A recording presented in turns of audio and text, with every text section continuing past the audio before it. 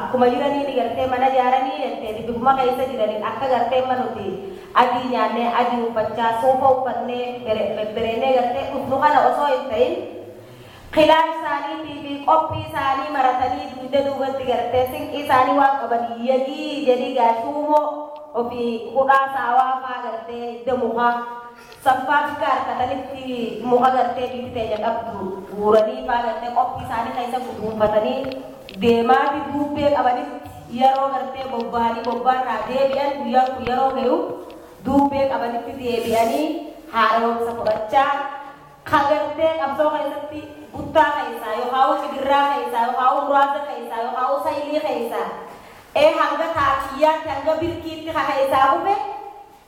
obboleessa isaanii gartee jaala isaanii hangaa bufe gaddaanii yaadatanii jechuudha eenyu nu keessaa bufe qabsoo kanarratti gumaacha gaarii gartee aarsaa boonsa akkamitti kafalee janiiti yaadatanii jechuudha. Ammaasis guyyaa isaanii sana ittiin kabajatan dirree keessatti gaa weedduu jira, sirbaa jira, dhiichisaa jira, kubbaa jira, ni fiigan fiigicha cufaa jira,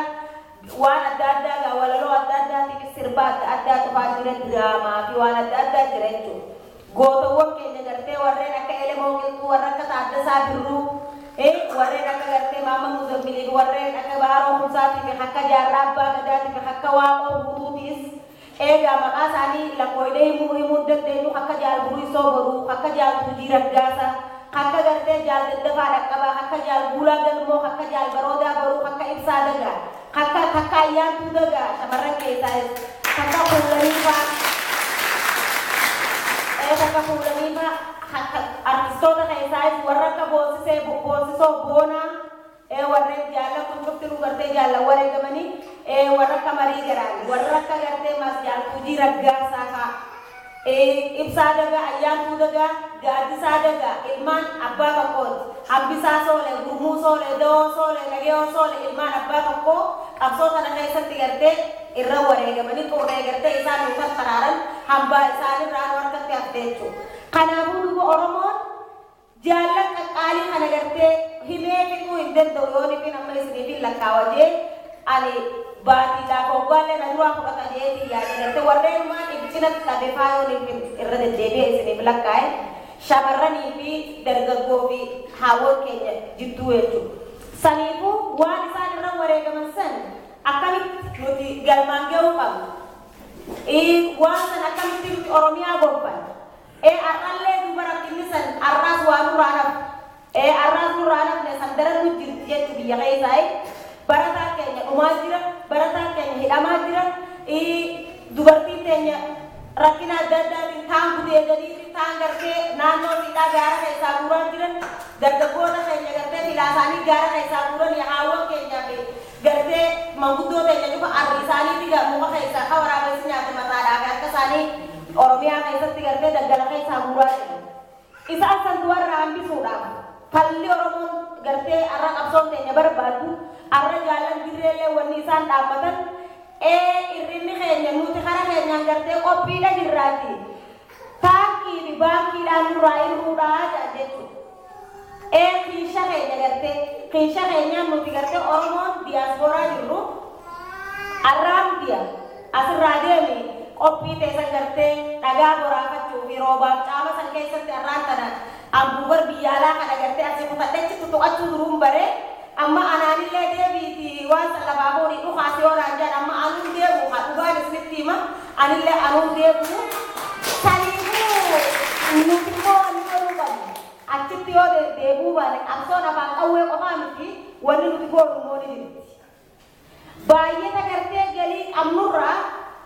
yoo gartee nusa qabaanne yoo gartee qarshii takka arraan tana qabaanne qarshii takkitti sanirraa nusa tokko woboon dhaga boraafachaa jirti muka gaaraa nyaachaa jirti buraasaawaatiin jiraachaa jirti bineeyyii gaaraatiin jiraachaa jirti guyyaa bineeyyummaan gartee isaan nyaatan saniif mukni gaaraa kan isaan nyaatan san dhabamullee jira jechuudha guyyuma gartee qabatuma isaanii isaan sirsiifatan sunis ni jira sanirraa akkamitti gartee nuti humna taanee fi rasaasa taanee fi qophii isaanii jabeessina akkamitti kophee isaanii binna akkamitti kophee isaanii binnee miila lafa deemuu irraa gartee isaan gartee dandamna kana nuti hawaasni biyyaalaa tokkoomnee gartee ka beekumsa qabu beekumsaan ka diinagdee qabu diinagdeedhaan wanni nuti godhuu qabnu kana jechuudha. Duuba waraanni bilisummaa Oromoo guyyaa har'aan kana jaallan wareegaman fakkeenyaaf artistoota qaban weedduu fi taphaa adda addaa waan achirratti diraamaa gartee isaan daddabarfatanii jira warreen akka gartee baabultiin kafeetii ajabaa fa'aa jedhanii tubachufamu gartee woboo keessaa filaa isaanii kaan shamarran mataa goofaree godhanii gartee qophii isaanii filaa isaaniitiin gartee intal laalu kopheensi kalloodhaa mataa ciccirattee joontiraan filattu gartee ogaa isaan jedhin hee jettiin dubartiin woboodha. Martuu dhangalaasee luuccaa mataa kootii gadi bu'ee sirbaa daansii dhagee hudduu wayii erbaa ittiin jechuudha. Diraamaa weedduu waan nama kokkobalchiisu waan akkana karaa kanatti. Deebiimmas waan isaan mooyyeedha gartee ittiin tumatanii jira. Dukoo yeroo balee jedhii sissa isaan weedduu baratanii jiran maalis woboo duubni gaaddisa aniyyachi gadi duubni gaaddisa woboo duubni gaaddisa gaalleekumaa duubni gaaddisa woboo duubni gaaddisa loltumaa bee'oodhaa duubni gaaddisa woboo duubni gaaddisa taniin jalleessumaa duubni gaaddisa woboo duubni gaaddisa.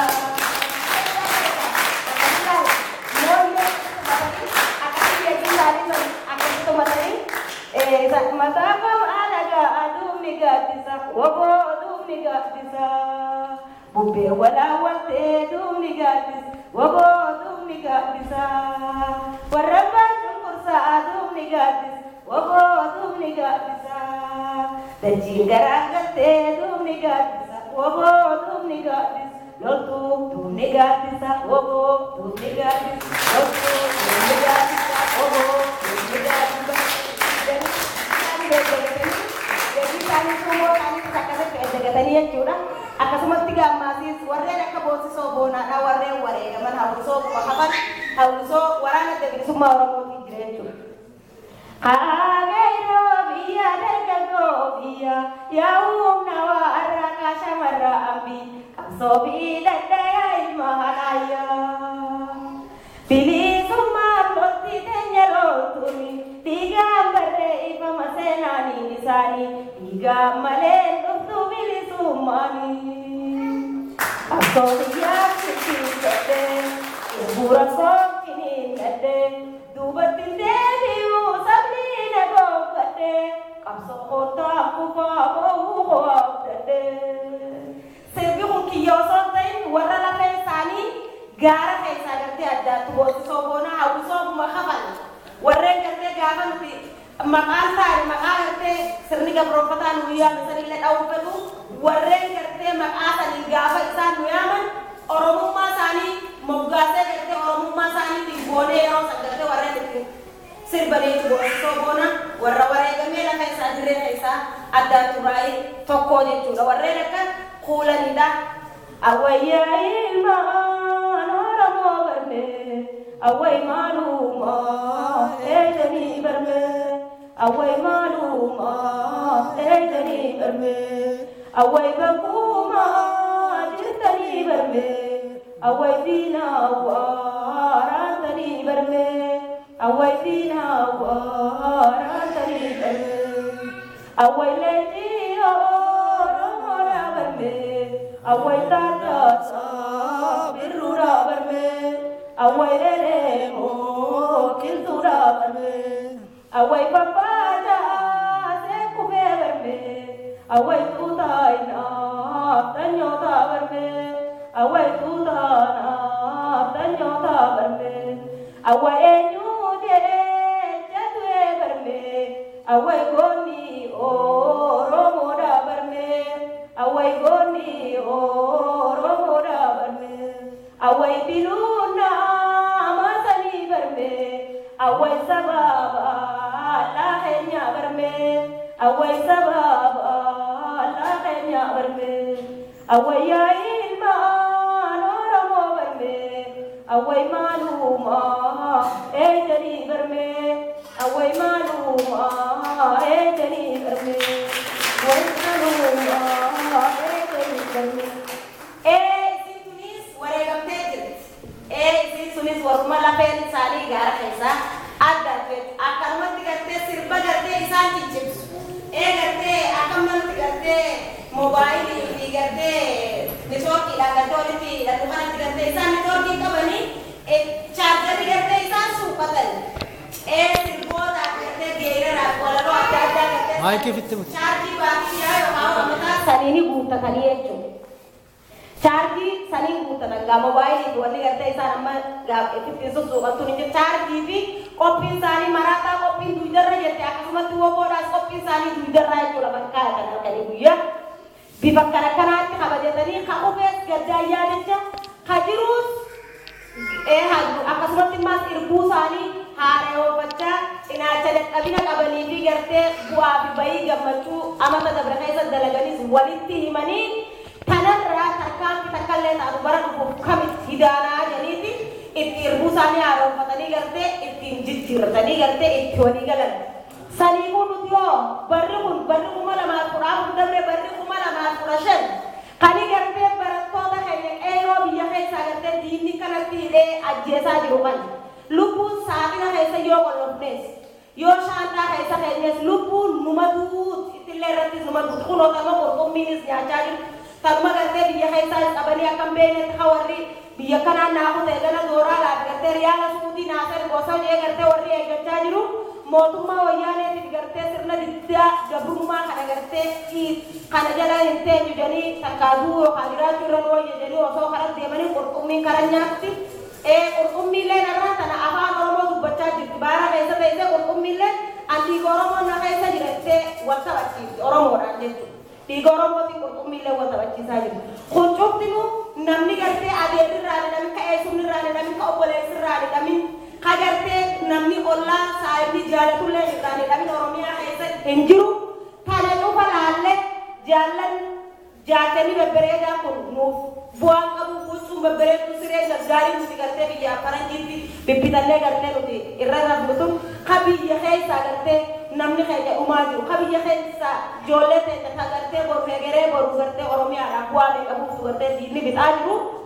nuti bu'aa nuuf qabu saniifuu qinsha keenya qaqqabannee waan sumuudii qabu gartee cinaa tokkollee taatu waraana bilisummaa oromoo jiraa dhaabbanne isaanii haa gumaachi nuyi isiniin jira hanga wareegama lubbuutti nuti malaaf gartee akka roorroo guddaa gabrummaatiif haalli yeroo nuti hammaate oromiyaa gartee jaalannee gallakkisuu osoo ta'in dirqamnee dirqamnee yoo gadhiifnellee duuba biyya kana keessatti qabsoon afaan qawwee qofaa miti wanti nuti godhuu qabnu hedduudha jechuudha waan nuti hedduu godhuu qabnu saniin rasaasa keenya hagartee zaayiraa lafa keenya nuti qophii teenya hidhannee rasaasa isaanii bituu qophii isaanii guutuu kophee isaanii guutuu garaa isaanii guutamu woboon akkatti diinan baraabachuu qabdi jechuudha. Saniifuu barri kun bara lolaa bara injifannoo bara bilisummaa nuuf haa ta'u barri kun bara bilisummaa amatu gadaa bilisummaa kajuurraa nuti jijjiirree jirraa barri bara lolaa bara injifannoo bara bilisummaa bara oromoon ittiin loltee kadhumees dhumee dhaloota dhufuuf bilisummaa dabarsitee gartee itti wareegamtee itti dhabamtee hanga tokko itti dhabamtee oromoon bilisoomtee gartee hiraata qurxummii irraa baratti haftu nuuf haa godhuu jira kanaafuu waan